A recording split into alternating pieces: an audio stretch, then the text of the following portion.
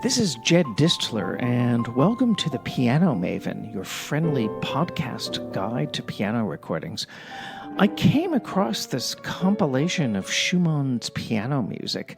It's a 6-disc set that was reissued in 2010 by EMI, which now is Warner Classics. This was an interesting collection that contained, I guess, about 75% of Schumann's major large-scale works, all taken from EMI's back catalog. The compilation was produced by Richard J. Bradburn, and I have to say that he made some pretty interesting performance choices. Maybe I would have chosen a few things differently, but it's clear that he had a real awareness of the catalog, and he chose quite a few performances that had not been easy to source at that time in 2010. So I want to go through these 6 discs just to see what we have.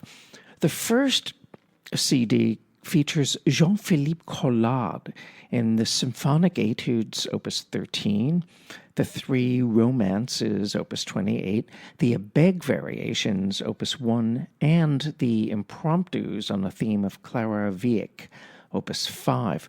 These generally are really fine performances. The Symphonic Etudes includes all 5 of the posthumous variations, and Collard is very smart about repeats. He doesn't play each and every repeat, which personally I don't think is really that necessary, because if you play all the repeats, it can make the work seem a little too long. I guess it depends on who's playing it. Anyway, I think Collard's Abegg variations were a little mannered for my taste. That's what I remembered when I was hearing them the first time. And then I played them again, and I really haven't changed my mind.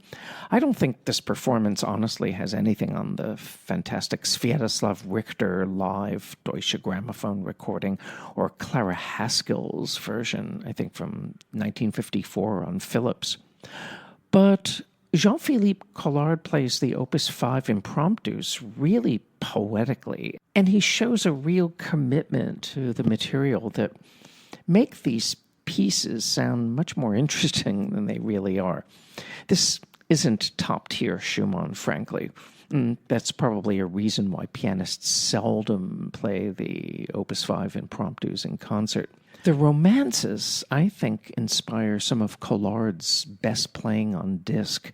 These are really beautiful, beautiful performances. I think Warner Classics ought to bring out a box set with Jean-Philippe Collard's complete recordings for EMI. He really did quite a lot for that label. The Saint-Saëns concertos with André Previn. He did a Rachmaninoff concerto cycle that really deserves wider attention. I like those performances a lot. But let's get back to the Schumann collection. The second CD features Christian Zacharias, and he was another very productive pianist in the EMI stable back in the day. I'm looking at my ClassicsToday.com review of this compilation, and I see that I describe Zacharias in the Papillon, Davidsbündler Tanz, and the Kindersehnen as well-oiled and hard-hitting performances. I think that's kind of true. They're alternately suave and aggressive, and I think that kind of works in this repertoire. Personally, I would have liked a little more fantasy and expansiveness in all of these works, lyrical movements, perhaps. CD number 3. Oh, my goodness. We have here the notorious 1975 Schumann Carnival with Arturo Benedetti Michelangeli, and he plays every repeat under the sun, God help us.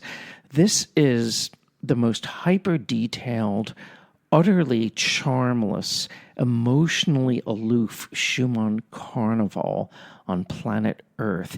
It's not so much an interpretation as an embalmment. And I can say the same for the few selections that he plays from Album for the Young. The way Michelangelo plays Album for the Young selections, I would call it Album for the Old and Cranky. But on this disc, we get Jean-Philippe Collard again in the Piano Sonata No. 3, the Concerto Without Orchestra. This is kind of an interesting recording because Collard plays down the music's combative and volatile qualities, and he basically settles into an intimate, kind of soft-grained interpretation that I think is convincing on its own terms. It's very different from the Vladimir Horowitz recording, or even Andras Schiff for that matter. The fourth CD in this Schumann collection features Life Ove Ansnas and his absolutely wonderful Schumann First Sonata coupled with the C Major Fantasy. That was a reference version of those two pieces. Certainly it was up there with the references. I love these performances. Also on this disc, filling out those big pieces, is Yuri Egorov playing the Schumann Toccata. That is absolutely gorgeous. CD number 5 gives us the classic Faschingsschwank aus Wien, Carnival Jest from Vienna, and the Piano Sonata No. 2 in G minor, both live performances with Sviatoslav Richter from 1962. This is Richter in his unambiguous prime.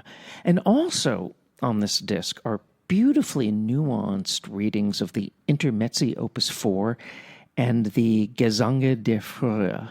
Did I pronounce that right? The morning songs. And these are played by Alexander Lonkwitsch. Really, really beautiful playing. The final disc, number 6, offers what I called in my review overly probing performances of Kreisleriana and the Bunteblatter by Lars Vogt. And these recordings recently came out again in the complete Lars Vogt Warner recordings box set, which I reviewed for Gramophone, by the way. I like these performances much more than I did originally. They've really grown on me. I mean, he still telegraphs certain tempo fluctuations and subito dynamics in a way that you can sort of tell how he practiced these pieces. But Lars Vogt was a serious artist, and he clearly had a lot to say, and he had so much admiration and respect and affection from fellow pianists. He died way too young. Of course, had I been the compiler of this collection, I might have picked Maria Tipo's long out-of-print symphonic etudes in Kinderscenen, and instead of Michelangelo's Carnival, I would have picked the George Cifra Carnival. It's totally alive and full of spontaneity and spunk. Maybe I would have chosen Richter's Papillon to round out the Carnival Jest from Vienne and the Piano Sonata No. 2. And also for Kreisleriana, although I'm very happy to have the Lars Vogt recording, Yuri Egorov made an amazing Kreisleriana that is in my reference top tier. I would say that's one of my top 5 or 6 Kreislerianas. And maybe had we had another disc, I would have tossed in Michel Baroff playing Waldszenen. That is a terrific recording. And Martha Argerich in the Fantasia-Stück, Opus 12, because that came out on EMI. It's also been out on Sony and a whole bunch of other labels. Also, I remember a pianist who is not very well known, but who I always thought was really talented, Hae-Sun Paik. And there was this series of EMI debut releases with emerging young talents, and Hae-Sun Paik's disc included the Schumann Humoresque in a really terrific and authoritative performance. I imagine everyone who looks at the contents of this set would have their own ideas about what to include, but I think on the whole it is very well curated, and if you can find a copy of it, definitely get hold of it. But I'm sure you can access these performances either in download format or through streaming. This is Jed Disler, and you have been listening to the Piano Maven podcast. I hope we will be together next time. Take good care.